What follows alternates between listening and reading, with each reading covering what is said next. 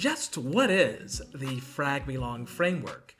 Within this module, we'll unravel exactly what it is, how to use it, and how you can recreate your world. So get ready and take good notes, because Frag Me Long is going to take you from one world to the next in new discoveries and beyond.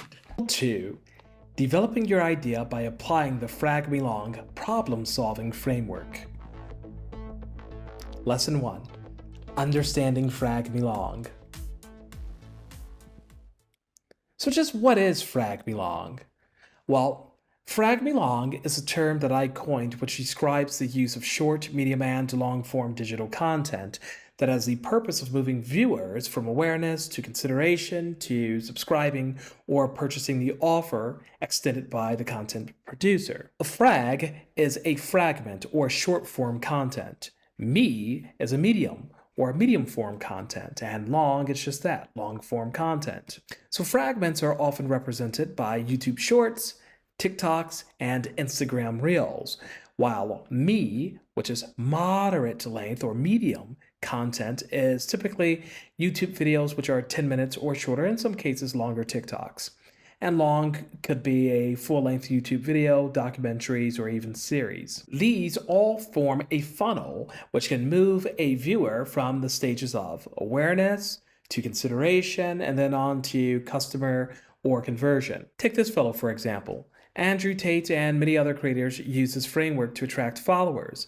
They may start with a multivariate content model, i.e. the Frag Me Long, short, medium, and long form content, thus the different lengths on different mediums, different networks, which creates variance in the minds or even confusion. Typically what happens is someone is attempting to assemble all of this novel information. However, if the person has created shorts and they assume, oh, well, this may be a part of a longer film, now they are searching, looking for that longer video, and they don't find it. What they find are more fragments and maybe some medium length content that may then fall into the longer full length film or video. But the bits and pieces that they're seeing are usually posted by different parties who then mock it up or may only post a portion of it or start it and end it at a different point. And it creates a viewing frenzy because now the person's trying to make sense of all this information, this novelty, but then new information is introduced to them in the interim.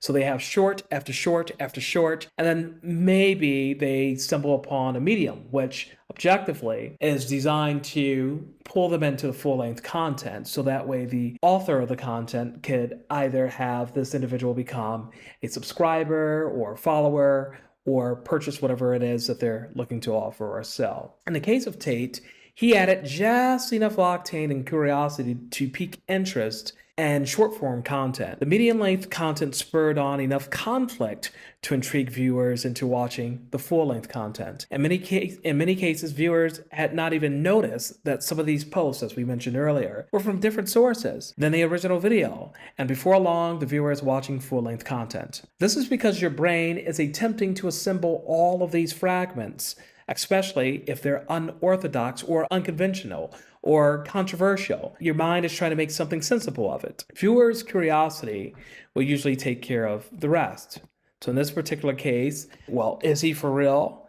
How is this guy getting away with all of this? This can't be possible. So the variance between what we have come to understand as society's norms and the uncouth creates the will for someone to want to understand. This is the viewing frenzy that we have come to know today as binge watching. It's just someone's mind attempting to fill in all the unknown blanks and make sense of what they are viewing, whether they're interested in the subject matter or not. When you watch a series, you continue on to the next Netflix series or the next episode because it just dropped off. Oh, okay, well, what happened? So you have to watch because it's just our natural human tendencies to want to know the answer. So how many times have we experienced this with news articles or tabloids in the checkout aisle for some of you? Even if we know that the writer's goal is to get us hooked. So in this case, frag belong becomes a sort of language in itself. It has the ability to deliver the current of a message created by the creator. So when the current is infused with music and emotion, it creates activity within the brain of the viewer, essentially leading them to take some form of action, which could either be engaging even further or making a purchase or becoming a follower of the creator. This is just one use case for frag belong. Frag belong is simply a framework. Therefore, it is not limited to content creation. I just use this because, again, it's something that many of you are very familiar with in terms of its durations. Content. In the following lesson, I will show you how frag belong may be leveraged alongside your business idea and how it may make bringing it into fruition a whole lot easier and less expensive.